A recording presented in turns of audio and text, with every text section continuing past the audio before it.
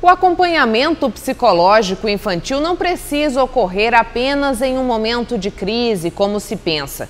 Um profissional habilitado poderá auxiliar a criança a entender as suas emoções e assim lidar melhor com o que sente, aperfeiçoando a forma de se expressar. E para saber mais sobre esse amparo profissional e como ele funciona para os pequenos, é que converso com a psicóloga infantil Raira Costa. A partir de que idade esses atendimentos acontecem no seu consultório e de que forma você lida com essas crianças, né? A abordagem, ela acaba sendo diferenciada do que é para um adulto, por exemplo?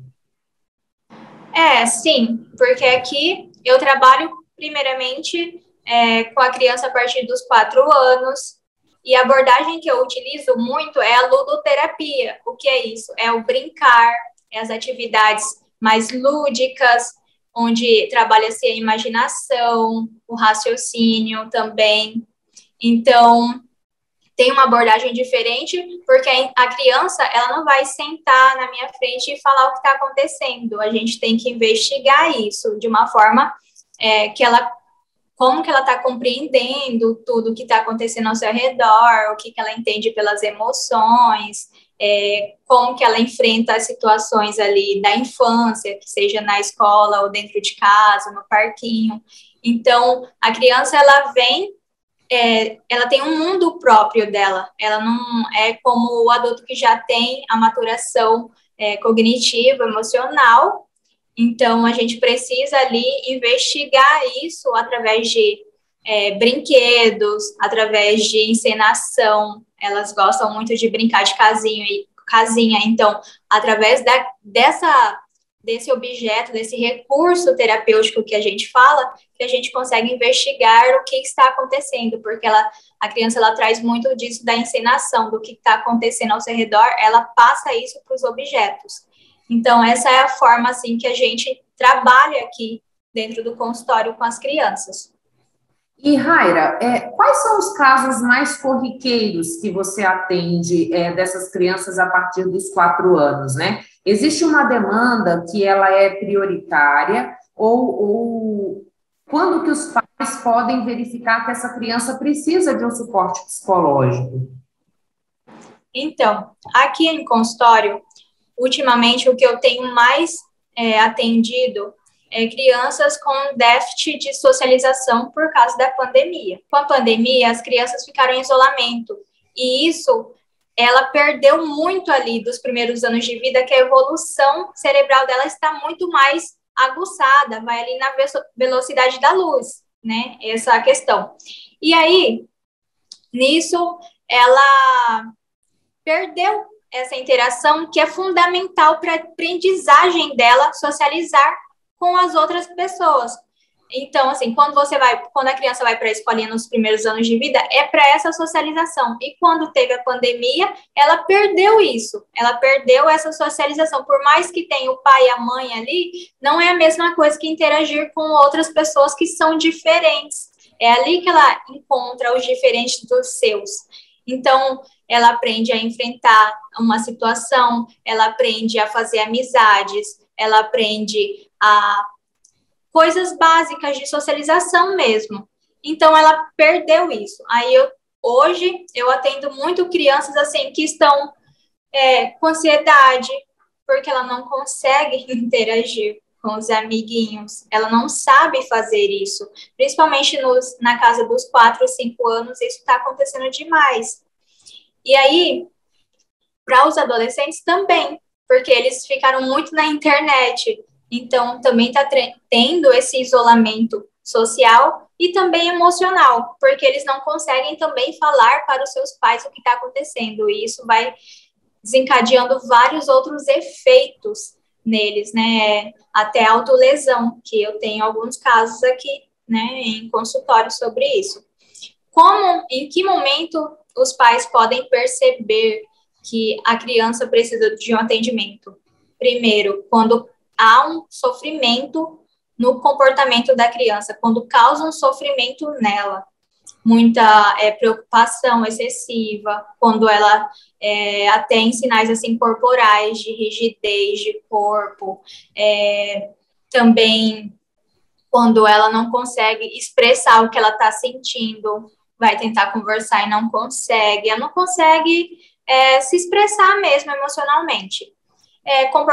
Alguns comportamentos agressivos, inadequados ali para certas situações, isso quando está muito intenso e muito frequente, quando a criança não consegue também se acalmar diante de alguma situação, quando a criança não consegue dormir bem, não está tendo, né,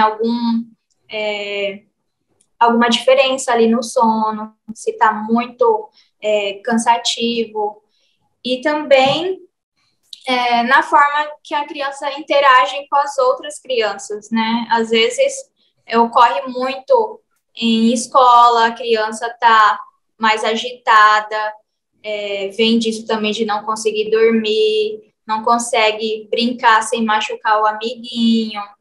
Então, são várias as situações, né, que pode se procurar, né, saber mais o que está ocorrendo.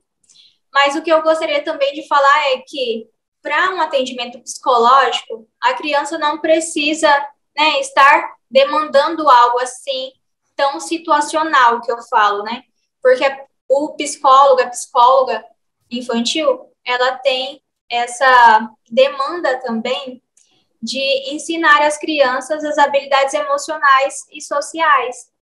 Então, não deixar que as coisas, né, se afunilem tanto para procurar um profissional, porque sabemos, né, que o atendimento à saúde mental está aí em xeque, precisa não só para o adulto, mas também para a infância. Eu falo aqui, eu tenho muitos colegas no meu Instagram que falam assim, poxa, eu queria que eu tivesse aprendido isso lá na minha infância, eu estou tendo que fazer terapia agora para entender as minhas emoções, porque é isso, as crianças, elas não sabem ainda regular as emoções, elas não têm maturação cerebral para isso. Então, é legal que procure uma ajuda, um auxílio com isso também, para a criança entender um pouquinho o que acontece na mente dela, os pensamentos, como que, através dos pensamentos, isso gera um comportamento, como que as emoções afetam o nosso rosto, como que ela se expressa, o que acontece no meu corpo quando eu sinto tristeza, quando eu sinto raiva, quando eu sinto alegria. Então, a gente está aqui também para essas demandas, que não são, assim, tão alarmantes, mas que são muito precisas para uma sociabilidade melhor, tanto não só para quando ser adulto, mas também na infância, porque as crianças que estão ali são pessoas, né, pequenas, mas que também necessitam desse aprendizagem. E, às vezes, a gente passa batido isso, os pais não ensinam o que são as emoções, como que ela interage com os amiguinhos na escola, que não é certo isso, e que talvez tem outras possibilidades e estratégias de fazer amizade, de enfrentar alguma situação que esteja acontecendo, e que às vezes o pai e a mãe não pode passar por ela, né? A criança ali tem que enfrentar as situações. Então, essa demanda também a gente atende e que deveria ser uma coisa mais, assim, procurada, mas ainda tem muito tabu, né, de pais e mães que acham que se traz o filho ao psicólogo é porque eles não estão sendo suficientes bons, né? Então, assim, é muito preciso também dar uma olhada para esse lado da criança, não só o que ela está comendo, o que ela está vestindo, mas também como que ela está se vendo ali, se autoconhecendo. Autoconhecimento é um presente que a gente leva para a vida inteira. Se começar ali na infância, melhor ainda. A gente vem falando, principalmente nesse período pandêmico, da necessidade do autoconhecimento, da preservação da saúde mental, e nada melhor do que ensinar isso desde criança, né? Muito importante que isso seja visto hoje como uma necessidade também. Como eu disse, né, não é só o que a criança come, o que ela está fazendo, mas como que ela está se sentindo. E, às vezes, os adultos, né, nós adultos, esquecemos, né, que ali tem um ser humano que sente também. Ele não precisa ali, ele não tem que ser só mandado fazer isso ou aquilo. Ele também tem os seus sentimentos, apesar de ser pequeno. Então, eles sentem e se eles escondem isso, eles não sabem como expressar isso de uma maneira adequada, uma maneira, assim, legal, eles trazem isso para outras fases da vida. Então, é aquilo, né, que às vezes o que acontece na infância vai para a adolescência, que vai para a vida adulta, e quando chega lá na vida adulta, não sabe o que aconteceu, mas tudo vem lá de trás de fases anteriores. Então, é sempre bacana a criança, né, saber o que ela sente também, que ela pode expressar isso para o pai, para a mãe. Isso não é um sinal de... muitos pais acham que se trazer a criança também ao psicólogo, ela vai ficar mais rebelde. Não, ela vai expor o que ela está sentindo. Isso é tão necessário hoje em dia, expor o que você está sentindo, não aceitar qualquer coisa, não aceitar as situações de um modo que você não reaja. A gente tem que reagir, sim, quando algo não está legal para a gente. Então, desde cedo, isso, se ensinado desde cedo, isso pode ajudar tanto as crianças e os adultos futuros. Quando a gente pensa no comportamento infantil, como você disse, a gente precisa reagir, a gente não tem que aceitar tudo da forma como é apresentado, e eu acho que esse contexto cai naquilo que a gente conhece como birra, por exemplo, que é o terror dos pais, né? Você pode falar um pouquinho disso para a gente, desse tipo de comportamento, e se isso é natural, como que os pais podem lidar nessas situações? Então, a birra, a tão temida birra, é uma coisa natural, normal do desenvolvimento ali, né, dos 3 anos. É uma coisa boa, na verdade, é que a criança está ali testando os limites dela. Ela está testando, sabendo o que é bom, o que não é bom. Ela está expressando quando algo não está legal para ela. Então, isso é muito bom. Só que o que acontece, por que ela é tão temida? É porque os pais não sabem lidar com ela. Muitas vezes falar assim, tem que evitar a birra. Não, tem que deixar a criança se expressar assim. É algo normal, é algo que ela tem que fazer. É parte do desenvolvimento dela. Se uma criança não faz birra, aí que você tem que ficar preocupado, entendeu?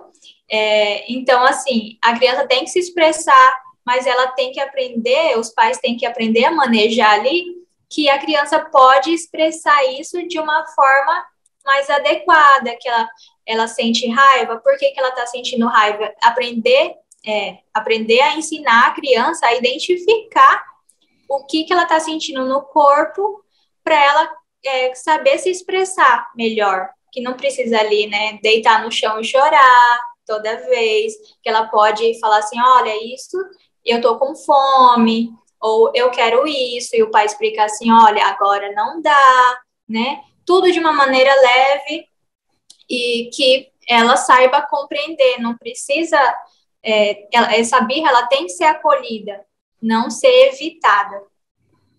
E quando você fala, Raira, sobre essa questão de saber manejar a birra, dependendo da forma como os pais lidam com essa situação, a gente pode trazer bloqueios para essa criança? Por exemplo, tá chorando, cala a boca, para com isso, não tem motivo de você estar fazendo uma coisa dessa, né? Essa abordagem, ela pode trazer aí traumas ou complicações para essa criança? Sim, porque quando essa birra, essa emoção intensa que a criança sente, ela não é acolhida de uma forma respeitosa, ela pode trazer consequências, sim, para o futuro, para outras fases. Por quê? Porque a criança ali aprende que ela não pode expressar o que ela está sentindo, e é aquilo que eu te falei, aquele isolamento emocional. A criança não vai saber falar o que ela sente, ela vai aprender que chorar não é certo, ela vai aprender que querer algo que ela quer não é certo. Então, isso traz uma série de inseguranças também, baixa autoestima para a criança e tudo mais. Então, se os pais ali, naquele momento, não sabem manejar essa situação, e se for manejada de uma forma muito dura, né, muito autoritária, isso pode fazer que as birras se intensifiquem, porque a criança vai continuar ali querendo o que quer e não sabendo lidar com essas grandes emoções que ela sente, que pode ser tristeza, pode ser raiva no momento, e ainda aprende que ela não pode querer, né? Não pode querer o que ela quer, não pode chorar, não pode ter emoção, não pode ficar triste ou bravo. Então, isso pode trazer sérias consequências futuras, sim, para a criança, né, futuro adolescente e adulto também. Nesse momento de pandemia, Raira, a gente vivenciou a perda de muitos entes queridos, né? Como lidar com esse assunto com as crianças, né? De que maneira os pais podem introduzir essa temática e explicar, por exemplo, teve muita criança que perdeu gente muito próxima e vem o questionamento, né? Sim, eu atendi alguns casos de luto aqui no meu consultório, de mãe, perda de avós, e principalmente neste momento que a gente está vivendo, é muito correto, assim, a gente começar a introduzir esse assunto, mesmo que não tenha ainda a perda ocorrendo ali próxima. Por quê? Porque quando ocorrer, a criança já vai saber minimamente o que aconteceu. E uma das coisas muito legais de ser feita é falar a verdade, né?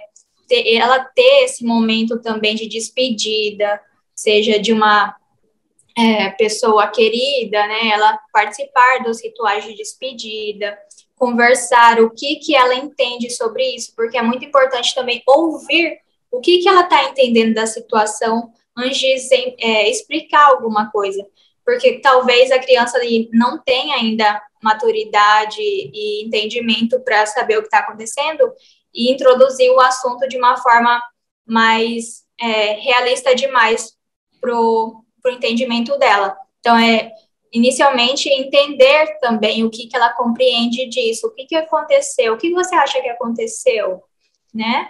E aí, a partir disso, iniciar uma conversa no nível de entendimento e desenvolvimento da criança. Mas é sempre bom falar, né, a verdade, não inventar aquilo de, virou uma estrelinha no céu, porque isso cria imaginação para várias outras coisas. Falar que são os ciclos da vida, né, que a gente nasce, a gente cresce e vai vivendo a vida, e que é um rumo natural que todo mundo, né, vai passar por ele. Então, assim, o ideal é introduzir o assunto antes que algo aconteça, né, na família, para que quando acontecer a criança já, né, tem muitos livrinhos que falam já sobre isso, então seria legal introduzir, assim, alguns assuntos que são diversificados, que hoje atualmente estão muito aí em xeque na sociedade, para quando algo desse tipo acontecer, a criança já está minimamente informada, já minimamente entendida do que pode ser. Intervalo e a gente volta já já, não saia daí.